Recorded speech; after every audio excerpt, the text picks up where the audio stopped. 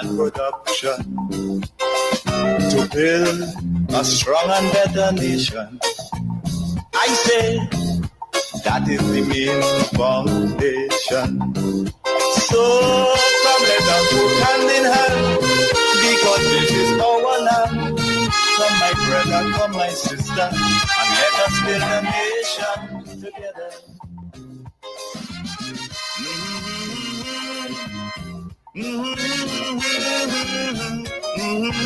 Come, my sister, come, my brother, and let us build Grenada, Carriacou, and Petite Martinique together.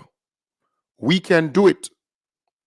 In fact, let me use Nike's slogan, just do it, because I know within us we have that potential to build and not to break, to transform our communities so that our children and children can live in a better Grenada. And I think that is our duty, to make this place better so our children and children can live a more prosperous life, a better life. I want to encourage those on Facebook and on YouTube, please share the live. How this thing works is by you sharing, so your friends, your colleagues will get that opportunity to view, to follow, to be a part of the audience. So please share the live. I want to start off by featuring our beloved Prime Minister as he presented at the Economic Summit for Innovation, for Investment in Africa. I want to present that firstly, so listen up attentively. Grenada's Prime Minister Dickon Mitchell is in Ghana to attend the three-day African Summit to discuss propelling the growth of indigenous digital money transfer services, widely known as fintechs. The summit, which brings together regulators, innovators, policymakers, and investors, is seeking to map out a workable framework that will enable African fintechs to attract more funding and expand exponentially. Mitchell said Grenada is interested in the development of the sector because there is a large portion of the island's citizens who remain unbanked. The challenge of our unbanked population in Africa and the diaspora stems not only from the colonial patterns of banking and financing, but even from modern-day dictated policies from countries in the West. In the Caribbean, for example, many of our citizens are unbanked because it is actually impossible to open a bank account. Whether it's anti-money laundering policies that are imposed on you, anti-terrorist financing policies that are imposed on you, and a host of other regulations that are dictated to you. The Grenadian leader said fostering partnerships across the Atlantic is crucial in the endeavor.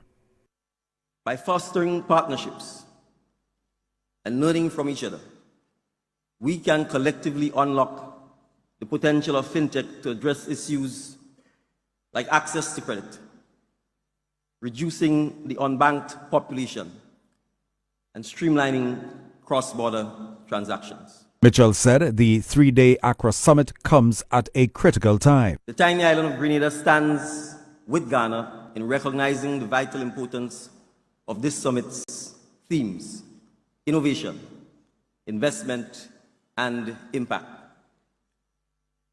These principles are fundamental pillars upon which we must build our future.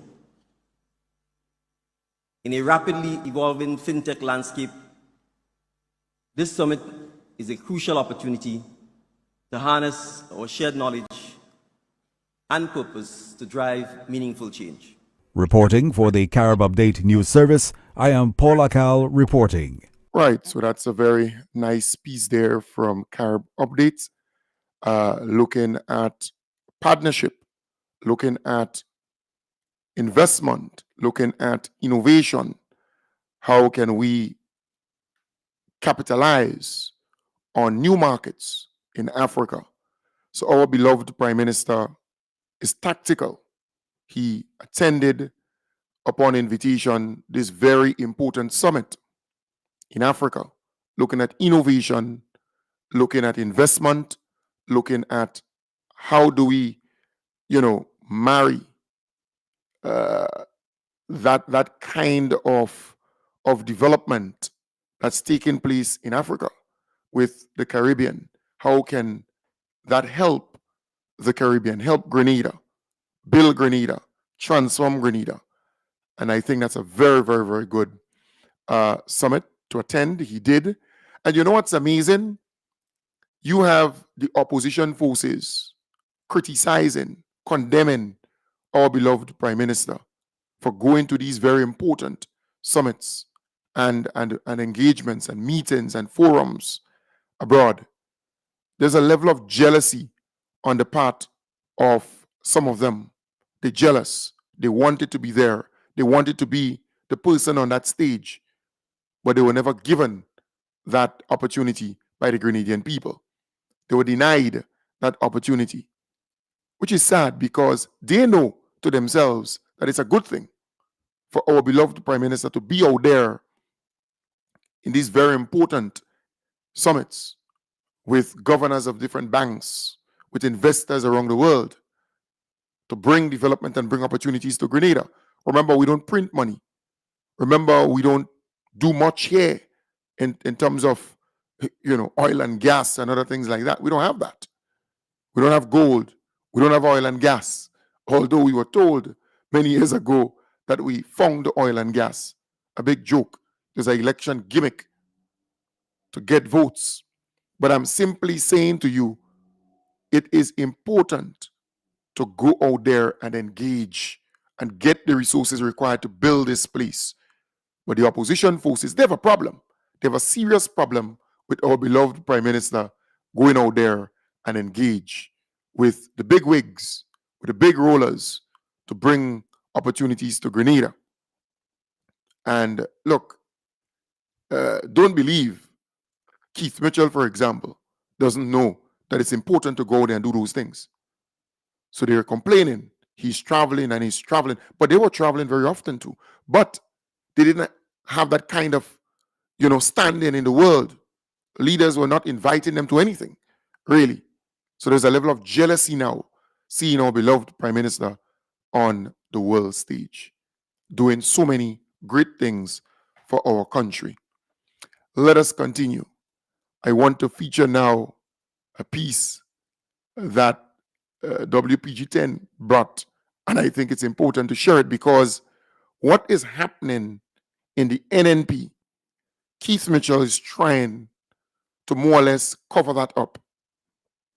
He wants the general public to forget about the rumblings, the fighting that is taking place within the NNP. So he wants to talk about crime, gun violence. He wants to talk about traveling. He wants to talk about all kind of stuff besides what is happening within his party. But it is important to bring stuff, put it on the table, because Grenadians need to know what's going on. Under fire, leader of Grenada's opposition New National Party says a convention of the movement will be held. But in an interview on his own party's radio program Tuesday night, he could not say when. Almost 3 years later, and in spite of a constitution that says one should be held annually, former Prime Minister Keith Mitchell did not give a clear explanation about the failure. Two former executive members say Mitchell is the one blocking the meeting, claiming he knows he could lose the leadership in an open vote. Dr. Mitchell has avoided giving interviews to independent media in the last few months, but suggested on his party show that when a convention is eventually held, he will get the results he wants. And I'm telling you, those who won convention, I hope when it happens and they didn't get what they deserve, they didn't get what they want, that they would also be happy with the results. Some public opinion polls have shown that former Foreign Minister Peter David is a popular choice for his replacement, But without calling his name, Mitchell appeared to take several digs at his MP during the friendly interview. And I just hope and pray that all members of the party who claim that they're interested in the party's success understand that what we're doing should be what is best for the new National Party, not what is best for a certain individual or individuals. The NNP is not about individuals. The NNP leader scoffed at current Prime Minister Dickon Mitchell's Try Pedro clip at a recent Parliament sitting. The current Prime Minister was taking a dig at his predecessor, suggesting that he had run out of ideas and that he should make way for David, who is popularly called Pedro. The NNP leader says the ruling party favors his MP because he thinks David is easier to beat. And I thought if I was called and if I was the person and I was asked to recommended to lead my political party by the opposition to my party, I would be extremely worried, because it is almost telling me that you perceive that I'm easy to beat, so to speak. This week, Mitchell's former ally and former executive member and Minister Kenny Lal Singh says the former Prime Minister is treating David with utter contempt. Mitchell has been treating Peter David with contempt, maybe halfway during the second term. But of course, they live with it. And after the election is even worse. He treats him with contempt and he avoids him. Obviously, Peter David has shown that he's getting stronger every day. It is a far cry from the praises the former Prime Minister heaped on David in previous campaigns. When Peter was practicing and any young man or young woman go to the courts and don't have representation and they need help, when they need help, Peter David offered his services to those people free of cost, not just in the tongue of St. George, and did far beyond. Peter's represented Grenada so well on the global stage for more than a decade. Sisters and brothers, service, service. In the interview, Mitchell also defended the ouster of his good friend of over 50 years, Bert Brathwaite, from observer status on the executive, describing a recent media interview in which the now disinvited member expressed regret that a convention was not held as yet as an attack on the party. That the Bert has been allowing himself to be used by certain persons for their own personal interests. And unfortunately, that's where it is. And I don't know how you could expect to be in a party and being invited, you are not a member of the executive, invited and then turn around and go publicly attacking the party and feel that you are right to do it. You may feel that you're right, but that's not what is expected. Former member of the United Workers' Party in Dominica, Attorney Joshua Francis, has confirmed their membership of the newly formed political party, the United Progressive Party. Right. We got that piece there, a very lengthy piece, but I thought I should bring it to you. All right. Very, very nice piece, because it is clear Keith Mitchell not going anywhere. And he decides what's next. Nobody else within NNP. He's the boss, and who vex loss within NNP. And he is hinting that he will run again. So Keith Mitchell wants to run again because he's not satisfied with the beating he got at the polls last election. He got a good beating, and he cannot live with that. He wants to come back. He believes that if he buys some time, he may get a chance to ride on the back of Grenada again, right? So we are waiting and see. It is clear that he doesn't want to step aside.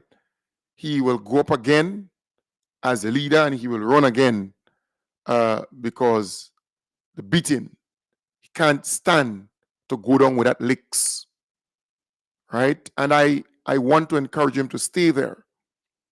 Don't give up the party. Don't back down for Peter or for anyone.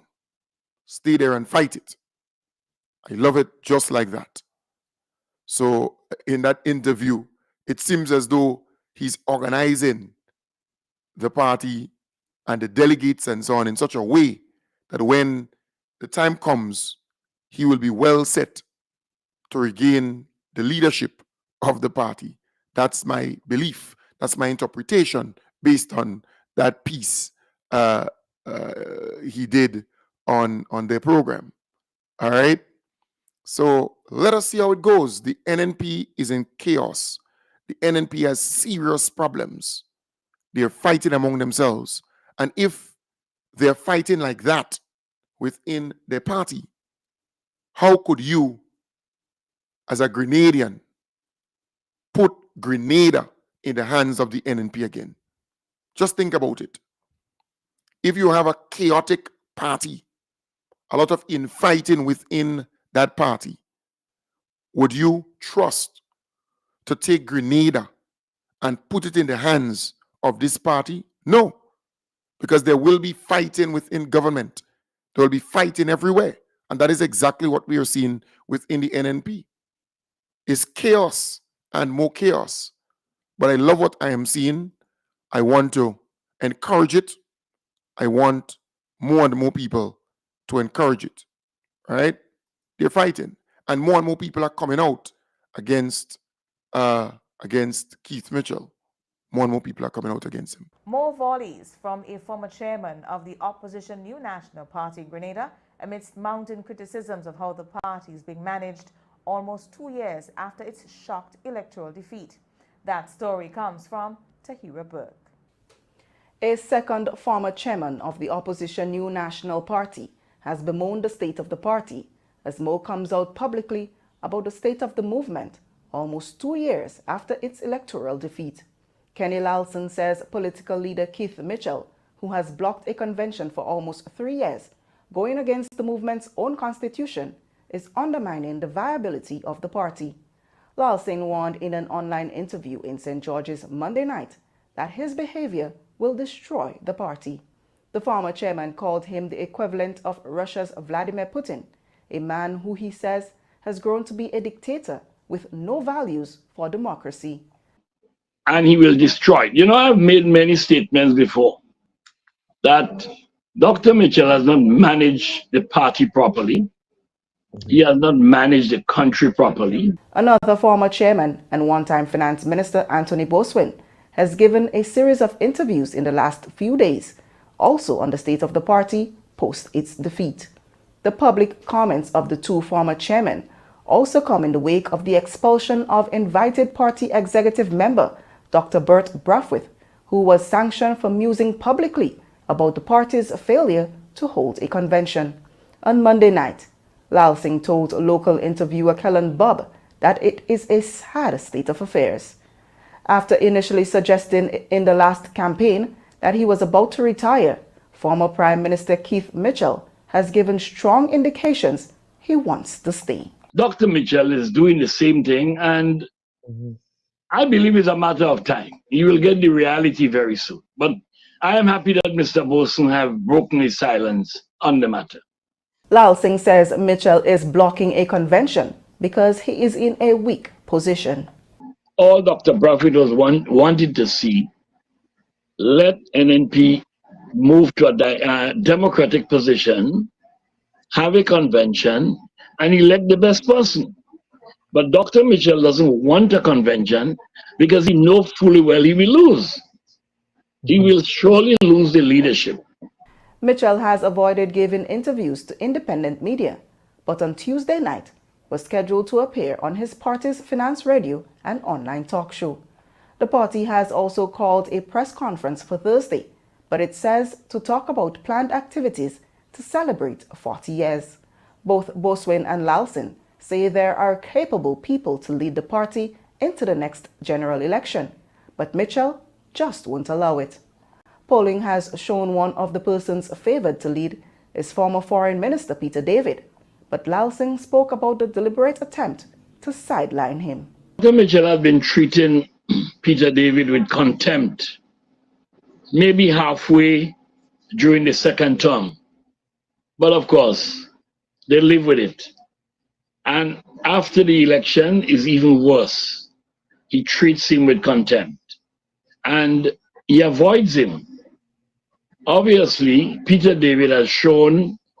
Right. So, yes. So, folks, the fighting continues within the NNP, and that will not change. But what I want to say to you, we must encourage it.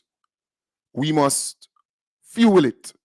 We must put Campeche wood under it so it can escalate. The NNP has always been a curse to this country, and I have said so on umpteen occasions. The NNP has not been a blessing to this country. They have not been. And look, the record will show. Some people forget things very quickly. Some people in Grenada forget things very, very quickly. Only a couple years ago, Grenada lost $54.2 million. EC. 54.2 million EC from the failed shrimp farm project under the NNP administration. So taxpayers, we the people, lost $54.2 million in the failed shrimp farm project in Victoria. That's money that could have been used to fix roads, to fix bridges, to fix schools, to fix medical stations, to invest in youth, to invest in agriculture. That's a lot of money, right? But Victoria is notorious for failed projects. St. Mark, for that matter of fact. Under the NNP again, there was the failed chicken farm. The failed chicken farm, where we lost, taxpayers again lost in excess of $18.5 million. No chicken, no eggs, meaning no back and neck, no chicken wings, no back and thigh, no breasts, no nothing, no feet, not even a feather. We lost that money under the NNP administration. So that is why I say to you, NNP has been a curse to Grenada. If you do the maths, the failed shrimp farm, $54.2 million. The failed chicken farm, $18.4 million. That's how much? That's almost $75 or so million. Just two projects in St. Mark, a failed undertaking under the NNP. Taxpayers lost in St. Mark alone almost $75 million. In St. Patrick, we had the failed Livera project, the failed Livera hotel project, where some convestor came here and conned the NNP administration again of $18 or so million. And then if you take into consideration all the lands and so on, in excess of $22 million. We lost, taxpayers lost that money because the NNP administration gave that money to the convestor in guarantee and other things. And taxpayers had to come and repay the banks. So if you add that to the 75 million, that's almost 100 million right there. St. Mark and St. Patrick. 100 million. vanish under the NNP administration in 3 projects: the failed shrimp farm project, the failed chicken farm project, and the failed Livera Hotel project. 3 projects under the NNP administration. If you come down to St. George, you know about the stadium, the first stadium. They built that stadium with substandard materials. Ivan came and mashed it up, fold it up like a piece of cardboard. We were told that not 1 cent, from taxpayers' money were invested in that project. What we discovered, the NNP administration took out 2 loans in the name of the government and people of Grenada. You hear me? Amounting to $50-something million. $50-something million. You remember when the Taiwanese wanted to seize assets here in Grenada? The Airports Authority, Nawasa Ports Authority, and so on. You forget that? The NNP has been a curse to Grenada, in my belief, over the many years. $50-something million, you know. But here it is. We discovered then that the stadium was not insured. The stadium was not insured. So you build something, once you take a loan, you have to insure it. So if it gets damaged, then the insurance company would fix it. Right? It was not insured. So we just lost $55 or so million. Just like that. And I think when you do the conversion rate, it went up to about 100 million in EC. Right? So we lost another 100 million with this failed stadium, the first stadium project, uninsured stadium. But we had to pay that back. Right? So Ivan came, he mashed it up because they use substandard materials and so on. You're looking at so far $200 million under the NNP administration squandered, mismanaged, gone, vanished. Almost $200 million. Then you move to E.J. Ekram Miller, right? So E.J. Miller came to Grenada, a con man, you know, and he tricked the NNP administration to give him the lands in Mount Hartman, 200 and something acres of land. You know? And he said he will build a Ritz-Carlton hotel, you know, this big time hotel. Well, the man got $20-something million, 18 million plus the others, $20-something million. The man took the money, he went on a yacht, he and his family, and they enjoyed it because money was easy to get under the NNP administration. Taxpayers' money, you know. Yeah, taxpayers' money. Another $20 million or so disappeared in the E.J. Miller scandal in Mount Hartman. So that's $220 million or so. 200 and something million dollars. Taxpayers' money, you know, under the NNP administration. Then Deepcon Engineering was here when the NNP won in 1995. The NNP administration removed Deepcon Engineering, forgetting about all the contract and everything they had with the government of Grenada. You know. Just remove them and bring in another company. Right? I think it was CCC or whatever they call the company. But here it is. Deepcon Engineering took them to court and won. They refused to pay some 18 or 19 or 20 million dollars. They refused to pay. Deepcon Engineering dragged them to a court in the United Kingdom, right? And there, Deepcon Engineering won the case again.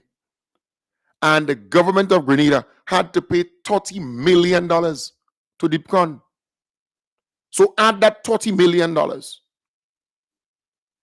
Deepcon Engineering's, to the total, $30 million. That's 250 million already with the projects, the failed projects I told you about, 250 million.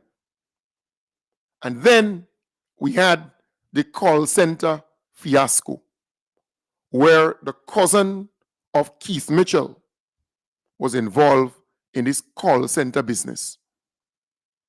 And that call center had financial problems. Instead of going to a commercial bank, they went to the government of Grenada.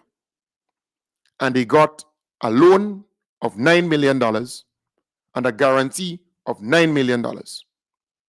Tutus, they went bankrupt. The money disappeared. The NNP administration, again, lost taxpayers' money. That's $18 million. Because once you take a guarantee with the bank, you have to repay. So that's $18 million. And then we sold our shares in Cable and Wireless. And we got 4.5 million or so dollars. Then Cable and Wireless say, well, the company, the call center company owe us. So we're going to take that money for it because you own liability, more or less, for the company. So we lost $22.5 million in the call center fiasco involving the cousin, Keith Mitchell cousin. Right? Keith Mitchell was prime minister at the time. The NNP administration was in power. So when you add up that to the 250 million that I told you about already, you're looking at 270 million. That's about $273 million already, right? And then you had the garden groups of company. When Ivan came, he destroyed some of the indigenous guest houses and hotels. You know, our own people had like guest houses and hotels. And they set up this company under the NNP administration to repair those hotels and guest houses, to help them. Well, not a piece of galvanized was changed on all these dilapidated, damaged hotels and guest houses. But you know, guarantees, loans were taken from a bank in Trinidad. And taxpayers again lost almost $18 or so million out of this whole thing. Right? So we are almost to $300 million. Almost $300 million disappeared under the NNP administration. You hear me? And that's just some. I could go to other projects. The failed MNIB project on Laguna Road, where we lost millions there again. Nothing happened but money gone. Right?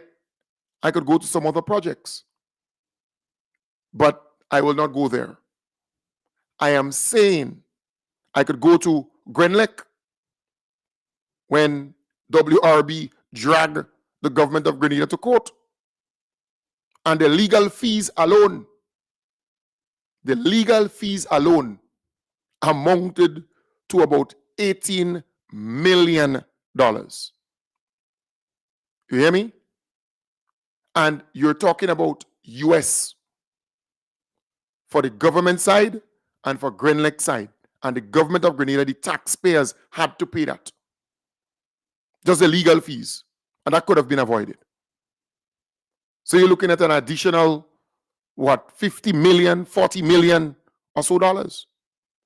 So you're looking at $350 million. But there was once a strong union leader said to the Grenadian people that under the NNP administration, we lost almost $400 million. Almost $500 million. We just lost that money, vanish. They even talk about the First Bank fiasco and all the bubble that took place there under the NNP administration. So when I tell you, the NNP to me, in my belief, is a curse, has always been a curse upon Grenada.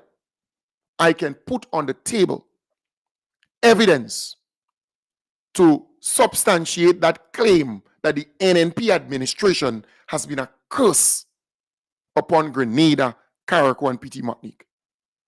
When these people talk and they say, well, the government invested 20 million or spent 20 million or 15 million on our Golden Jubilee or independence celebrations, when they talk about who government minister getting loans in GDB Bank, right? Loans in GDB Bank. Loan, you have to pay back. And when they talk about all these things, I personally would just laugh because you're talking about an NNP administration who caused taxpayers in the country to lose almost $400 million. And I could give you more examples. You know. They spend millions to repair the old hospital. Then months after, they break it down and they build a new one. Millions gone down the drain. You hear me? There are so many other things I can tell you about. The amount of bubble that happened under the NNP administration. We lost millions and millions of dollars. And I could challenge them. Anytime you hear they talking and they talking and they talking, I could challenge them. The NDC administration has been very transparent, very sincere and honest with the Grenadian people. The both NDC administration, under Uncle Tilly and now under our beloved Deacon Mitchell, the most honorable Deacon Mitchell. Tell me one scandal under the NDC.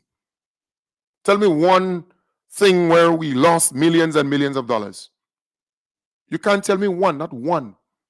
Not one.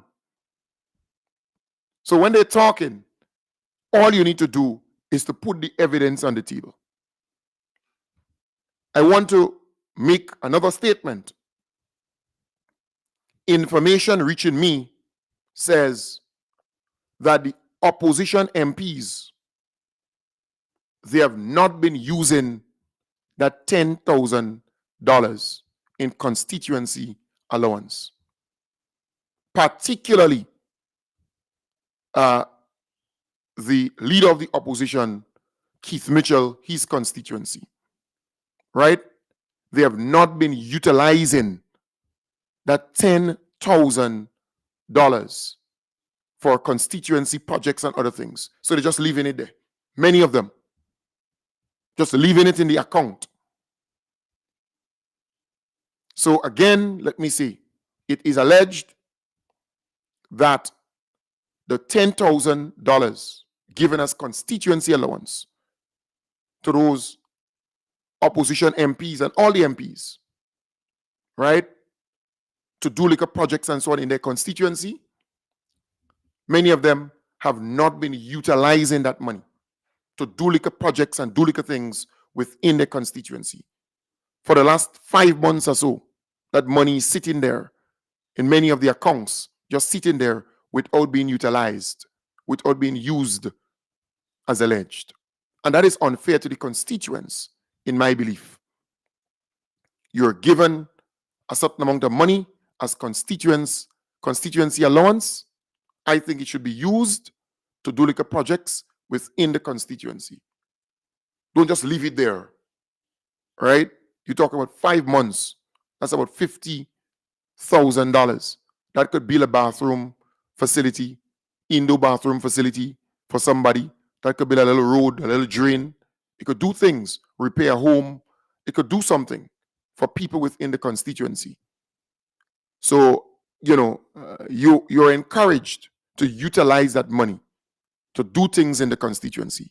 So again, it's alleged that the opposition forces, right, the MPs on the opposition side, they have not been using up the money allotted to them for constituency allowance to do things in the constituency. The little project, they've not been doing that, as alleged. So I am saying it is not good, because the community should benefit from this. The community should have it. There are a lot of little projects. There are football teams in your community who need certain things. There are cricket teams who need certain things, right? Bats and gears and so on. There are people who need help in your constituency. Utilize that money for that purpose. I think it is important to do so. All right? So I'm treating it as an allegation, because you know how I operate here, but the information is on the table. I don't just guess things. The information is on the table. And I am saying it's important that they utilize that money in the right way, right? Utilize it for your constituency. Utilize it for your people and so on. It may not sound a lot, but it can do a lot for a lot of people. A lot of people can do a lot for them. All right? So, folks, I am happy with the way the country is being governed, and I know you are too. I want to say to you that the NDC cannot fix everything at once. It will take some time, because NNP really wreck this place. They mash it up, in my belief. So it will take some time to repair, to build. You go around the country, the amount of roads that needs to be fixed properly, widened and so on, it will take millions and hundreds of millions of dollars to do that. But the NDC is trying their best, step by step by step. Government is moving swiftly to address an issue along the Grenville Vale Road, where constant pounding of the river over the years has led to the undermining of a section of the retaining wall that can lead to a devastating slippage. On Monday, the GIS visited the site, where the construction to underpin the affected area with reinforced concrete has begun. Kevin Blash, Chief Technical Officer in the Ministry of Infrastructure, shares on the scope of work presently being carried out to remedy the situation. Essentially, what is happening here, we are on the outer bank of the river. So what has happened is, as the river meanders down from uphill, it hits against the banks, which just happens to be where this retaining wall is. So essentially, the river would have undercut this bank. So now we have to do some underpinning to support the road. The intended scope of works here involves underpinning the existing retaining wall. This is why you would see the formwork in the area, which would then be infilled with concrete. The full scope of the project should take approximately 2 to 3 weeks to complete, barring good weather. One of the workers on the project, who did not want to appear on camera, spoke about the importance of the project as he created a path for the crew to get a closer view of the situation at hand. After the concrete have been poured, right, and we move the casing, the excavator will be here to pack back the stone behind the wall, and then continue digging after the pack, continue digging for more casing to go and more casing to take place. The project is expected to take at least... Right, so I am saying there's a lot of work to be done in so many areas. Everything cannot happen one time, because under the NNP administration, they were not maintaining anything. Everything was left to just fall apart. Everything was just left to fall apart. So now the NDC comes into power and they have to fix everything. All right? They have to find the money to fix it, which is tough, but at least they are trying. At least they are trying their best to fix it. Remember, we heard about a new police headquarters many, many years ago under the NNP, and that was not done. Now the NDC is trying their best to fix that building that they bought on the Carnage to make it the police headquarters. All right. Refurbishment of the cable and wireless building on the Carnage to facilitate the relocation of the headquarters and other departments of the Royal Grenada Police Force is progressing and is expected to be completed by the end of June 2024. The work, which is being undertaken by the Ministry of Infrastructure, began in February of 2024 and is being carried out by 2 contractors, one of whom is responsible for retrofitting the office spaces as well as installing the roof. The relocation of the Royal Grenada Police Force headquarters and other divisions housed at Fort George will allow for the completion of refurbishment and construction in the restoration of Fort George project. On Monday, the GIS visited the site and spoke with Dwight Sampson, operations manager of DNN Detailed Finishing, one of the 2 contracted companies. We're retrofitting the building to make it usable for police headquarters. So what we are doing right now in this section of the building, we already started the sectionizing, implementing the offices and so on by using drywall. So this part of the building is almost completed. One of the things that we were having challenges was sourcing materials. Because the building has to be sectionized and the sections will become office space for the various departments of the force. You know, they are different, the community relations and so on and so forth, CID and so on. So because of that, we had to sectionize the building in order to make sure that they would have adequate spacing. So that's the downstairs. Sampson said they encountered some challenges with the roof as the initial scope of work did not take into consideration the complete removal of beams and rafters. He says the level of termite infestation was only discovered when the galvanized roofing was removed. The entire covering of the building, we were charged to do the roof. So to take off the old roof and to install new roof, as I said before, leaking was an issue with the building. Now, in the process of doing that, we encountered the challenge of termites. So the entire roof of the building was infested with termites. So while we were just supposed to take off the galvanized and replace the galvanized and maybe whatever, material in and between that were rotten, we now had to do the entire wooden frame of the roof over. So we started in February. The project was supposed to last 4 to 6 months, but because in midway we encountered those difficulties, we now have to go back to the drawing board and, get additional fundings to redo the entire roof of the building. We are implementing a drop ceiling type of roof for the building. And what we'll be doing is that when we install the roof, we will be putting bat protection, or what we call bat proofing the roof. And by bat proofing it, we also proofing it for rodents as well. So the reason why we're doing drop ceiling for this type of building is because, as you say, it's getting into the hurricane season, and we want to ensure that the roof that we put here is sustainable and it can last a long time, right? So this part of the building will have drop ceiling. Then we have 2 offices in the front; they will have normal ceiling, and then we have a space in the back for the radio room that will also have an annex just above it, because of course it's radio, so there will be persons there 24/7, shift changes and so on. And the downstairs would also see drop ceiling. 34 workers from various communities are employed on the project. As a company, we have taken the opportunity to hire young men. The less disadvantaged young men, or those that, generally would be on the blocks and so on and so forth. We call them and we actually give them an opportunity to work.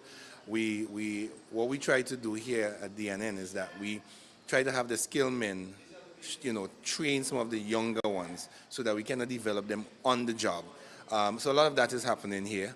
But as it stands now, we don't have a general issue in terms of finding men, specifically for this project.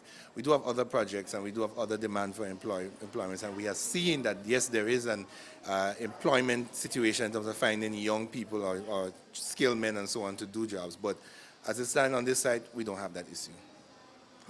We actually have young men, especially in the Carenage area, and generally from various parts of St. George's, actually walk onto the site and say, I'm looking for a job and so on. And, once there is an opportunity, my general manager always tries to find a space for them. 2 employees, Marlon Nicholas and Shelley Alexander, appreciate the opportunity to work on the project. Right, so that's good. Police headquarters, that is coming on nicely. So folks, I want to thank you for being a part of the program. I want to wish you all the best. Take good care and have a wonderful day. I'll be back with you tonight, starting from